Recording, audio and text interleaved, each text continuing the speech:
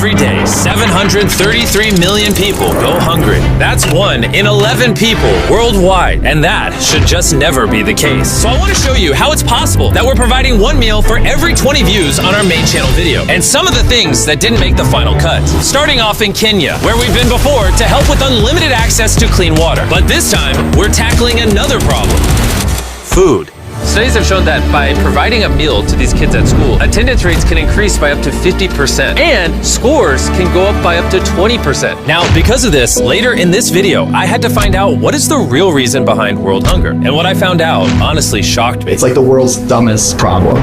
Carol's the principal of multiple schools here. She was saying you can tell when kids are malnourished because when it's like recess, they don't play, they just lay around. That's why when you come to school, you'll find them weak and not energized. When you come during breaks, you'll just find them seated and they don't have the energy to play. And unsurprisingly, after everyone was fed, I noticed a remarkable shift in the mood. Are you enjoying the food? Yes.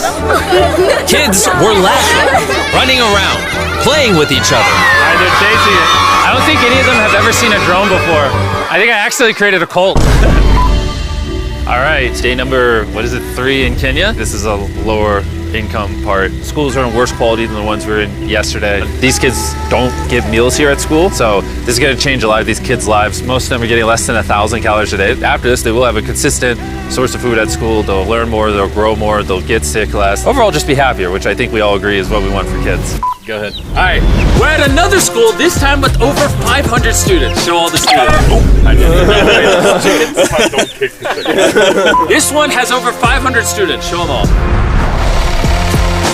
And after feeding thousands more, we set them up for the future by hooking them up with everything they could possibly need. But before we left, the behind-the-scenes team was given an exclusive look through one of Kenya's top universities, where I had the chance to speak with some of their business students. What's your long-term vision for philanthropy and making the world a better place? So long-term for us, we have a chocolate brand called Feastables, and I started studying our supply chain. I was like, whoa, there's a lot of people who are below the age of 16 on the farms, and this is kind of not cool. So hopefully the long-term impact we have is there's over 1 million kids in child labor, and we make a big dent getting as many of those kids out of child labor as possible.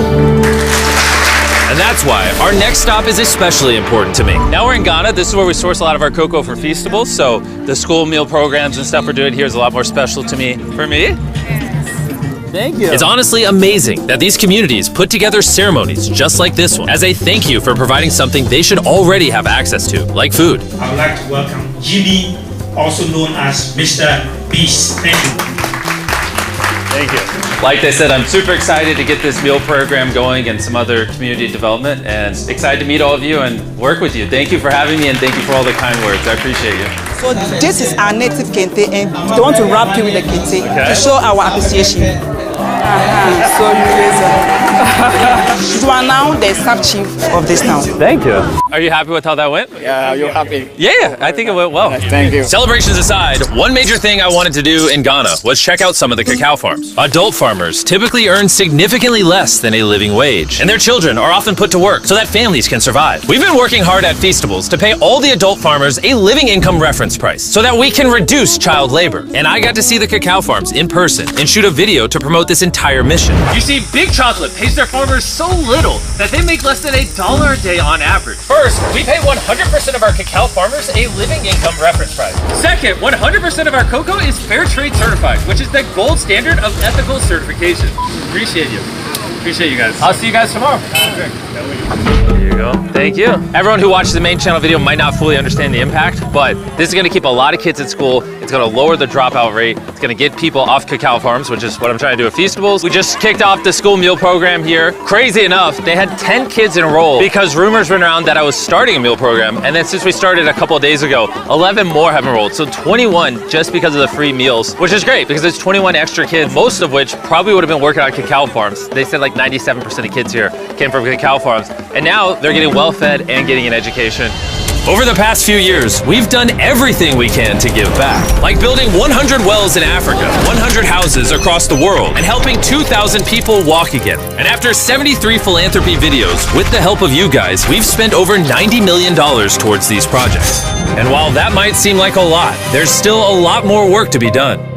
And while countries in Africa struggle with a lack of food, in America, there is too much food going to waste. How many people have you fed in your life? At least 3 to 5 million people. Isn't that crazy? It's unbelievable. This is Evan, and for the last 6 years, he's dedicated his life to building Sharing Excess, a nonprofit organization dedicated to reducing food waste and feeding those in need. And they've saved over 118 million pounds of food from going to waste. And it's all possible thanks to volunteers, donations, and this massive warehouse. This building alone is the size of 14 football fields and has 700,000 square feet of refrigerated warehouse space. I didn't know buildings this big existed. Look how long it is. And this is just one section. There's a ton of these. Since unbelievable amounts of food end up in landfills each year, reducing food waste could literally end world hunger.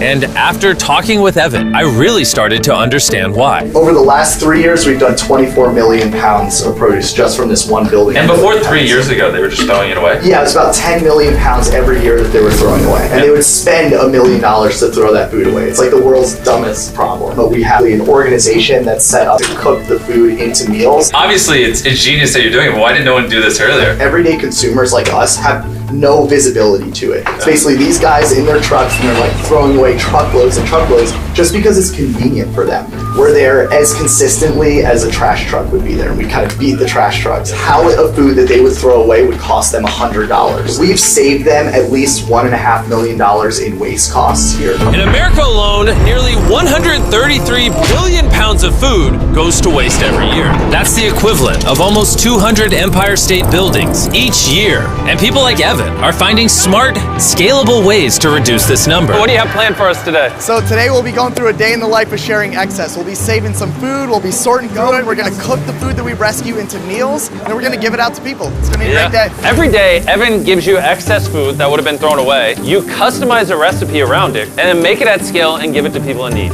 You are absolutely correct. For free? Yep. Why? That's part of my past. I'm formerly unhoused myself. I struggled with drugs and alcohol for a long time, and I know what it's like to be hungry. Just while shooting this video, we made 300 meals in that kitchen. But because of the views the main channel video will get, Chef Matt is going to be able to make thousands and thousands of meals for people. Nolan, I think we're going to need some more peppers. Can you come with me real quick? Some more peppers? All right. All right, they're going to be right over to the right in there. And I'll Yep. Did you just lock Nolan in the freezer? It depends what you mean by lock. You're my new favorite chef. Is this a lock me in the fridge bit? Is that what's happening? We spent a total of 2 days in Philadelphia prepping, filming, and handing out a ton of food. And once we were done there, we took the operation back to my home state of North Carolina to do a free food drive for the local community. Every car here is getting a box of perishable food, some packs of grapes, some bananas, some meats, lots more vegetables, pre-made meals, things that would have been thrown away, but because of Sharing Excess, isn't. Evan, how does it feel to see all the food you saved go to people who need it? Oh my God, it's like a dream come true. In total, we fed over 7,000 people during the production of this video. However, that number will continue to climb the more you watch the main channel video. So if you haven't already, go watch it. And if you've already seen it, go watch it again and give another meal to someone in need.